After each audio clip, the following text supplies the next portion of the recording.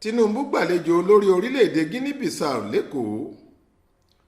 Fún ìgbà àkọ́kọ́ láti ìgbà tí olórí orílẹ̀-èdè yìí ààrẹ Bọ́lá Ahmed Tinubu ti dépò àṣẹ olórí orílẹ̀-èdè Guinea-Bissau, Ààrẹ Umaro Sissoco Embalo ti wá kí nílùú Èkó tí wọ́n sì ti jọ ṣèpàdé pàtàkì papọ̀.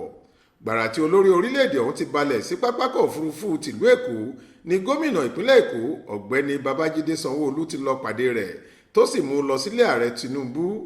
Táwọn méjèèjì sì ṣèpàdé pàtàkì kan tí wọn kò tí ì sọ kókó nǹkan tí ìpàdé náà dá lé lórí fẹ́nikẹ́ni títí dàsìkò tá a fi ń kó ìròyìn yìí jọ. Aláròyé gbọ́ pé ìgbà àkọ́kọ́ rèé tí ààrẹ orílẹ̀-èdè ọ̀hún máa wá sílẹ̀ wa láti ìgbà tó ti di alága àjọ ECOWAS tilẹ̀ adúláwọ̀. Ọjọ́ sátidé ọjọ́ kìíní oṣù kejì ọdún yìí ni Umaro dé sílùú Èkó tí gómìnà Èkó ọ̀gbẹ́ni Babájídé Sanwó-Olú sì lọ kí i káàbọ̀ kó tó di pé wọ́n mú un lọ bá ààrẹ Tinubu níbi tó ti ń dúró dè. Báwọn méjèèjì ti fojú kan ara wọn ni wọ́n ti wọnú ọ̀kan lára àwọn gbọ̀ngàn ìgbàlejò kan tó wà nínú ilé ààrẹ Tinubu tí wọ́n sì bẹ̀rẹ̀ ìpàdé pàtàkì wọn lójú ẹsẹ̀.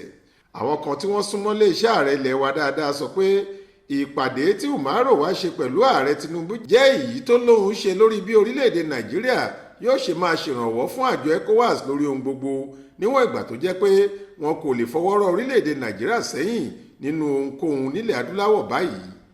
Lórí ọ̀rọ̀ àjọ ECOWAS yìí kan náà, ààrẹ Tinubu ti gbàlejò olórí orílẹ̀-èdè wa tẹ́lẹ̀ ọ̀jọ̀gbọ́n Goodluck Jonathan lọ́jọ́ 13 oṣù kẹfà ọdún yìí nílùú Àbújá, táwọn méjèèjì sì jọ sọ àsọyé tó dán mọ́rán lórí bí ìbáṣepọ̀ tó dáa yóò ṣe wáyé láàrin àwọn orílẹ̀-èdè ilẹ̀ adúláwọ̀, èyí tí ọ̀jọ̀gbọ́n Jonathan pàápàá fìdí rẹ̀ múlẹ̀ fáwọn oníròyìn kan nígbà tí wọ́n ń béèrè ọ̀rọ̀ lọ́wọ́ rẹ̀ lákòókò tó fẹ́ jáde ní ọ́fíìsì ààrẹ Tinubu nílùú Àbújá.